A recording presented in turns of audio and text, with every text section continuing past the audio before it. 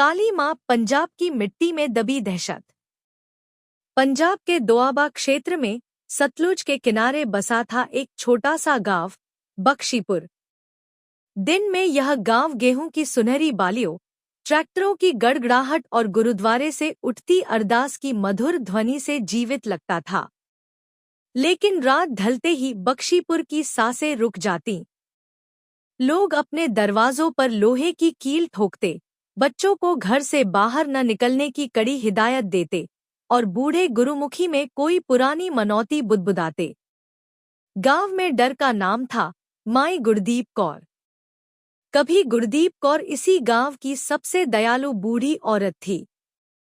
उसके हाथ की बनी रोटियां गुरुद्वारे के लंगर में बंटती थी और उसके आंगन में बैठकर बच्चे कहानियां सुनते थे। उसकी आंखों में करुणा थी और पीठ में उम्र का झुकाव। उसके पति की मृत्यु बहुत पहले हो चुकी थी। उसके 2 बेटे थे, सुखविंदर और हरजीत। दोनों ईमानदार मजदूर थे, पर गांव के जमींदारों की आंखों में कांटा। एक बीज बोए गए। एक साल सतलुज उफान पर आया। बाढ़ ने खेत डुबो दिए। सुखविंदर और हरजीत मजदूरी पर निर्भर थे। जमींदार लाला बलवंत सिंह ने उन्हें कर्ज पर बीज देने का वादा किया, लेकिन कागजों में छलकर उनकी जमीन गिरवी लिखवा ली। पढ़े लिखे न होने के कारण दोनों भाइयों को धोखा समझ में नहीं आया। कुछ महीनों बाद जब फसल उगी, बलवंत सिंह ने अपने गुंडों को भेजकर जमीन कब्जा करवा ली। विरोध करने पर दोनों बेटों को रात में गुरुद्वारे से लौटते वक्त बेरहमी से पीटा गया। गांव वालों ने देखा, पर डर से चुप रहे। माई गुरदीप कौर अपने बेटों को लहूलुहान हालत में घर लाती रही। हर बार उसकी आंखों में आंसू नहीं, कुछ और गाढ़ा उतरता जा रहा था, नफरत। 2 टूटी हुई अरदास। एक रात सुखविंदर की हालत बिगड़ गई। पसलियां अंदर धंस चुकी थी। पैसे न होने के कारण उसे अस्पताल ले जाने में देर हो गई।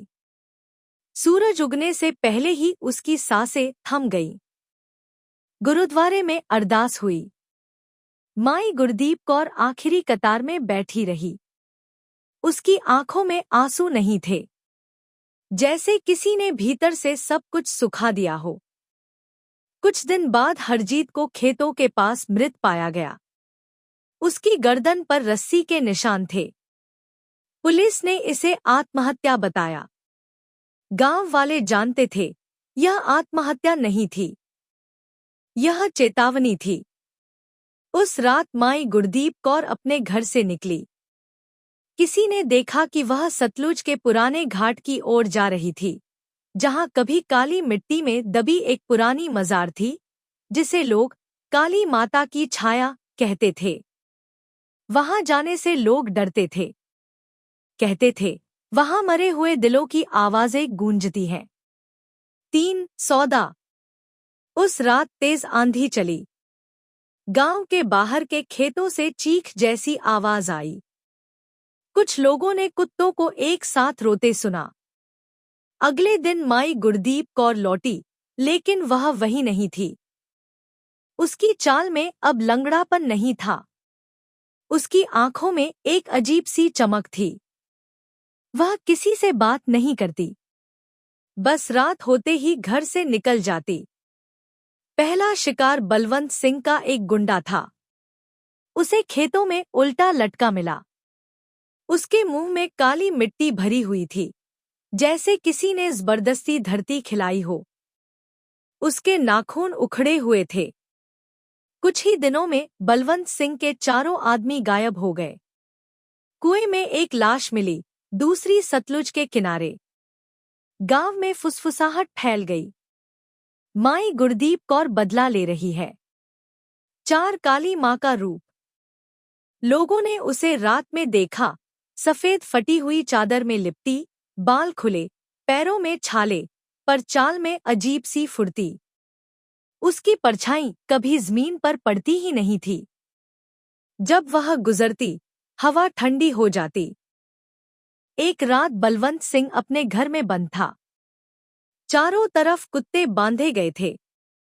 बाहर से किसी बूढ़ी औरत की कराह सुनाई दी, पुत्रा, दरवाजा खोल दे।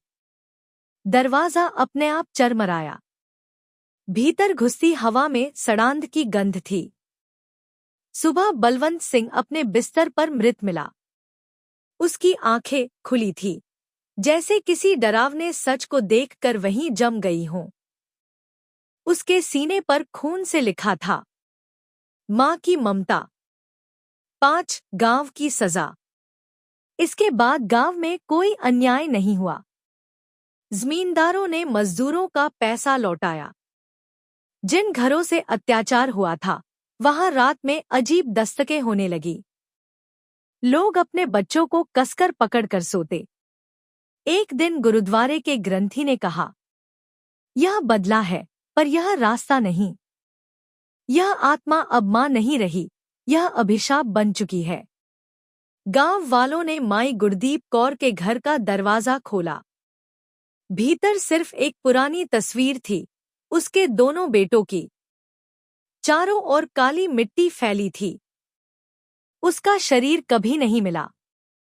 आज भी बख्शीपुर में कहा जाता है, अगर किसी मां की ममता को कुचल दिया जाए तो वह दुआ नहीं, घर बन जाती है। और रात को सतलुज की हवा में आज भी किसी बूढ़ी औरत की फुसफुसाहट सुनाई देती है, मेरे बच्चों का हिसाब अभी बाकी है।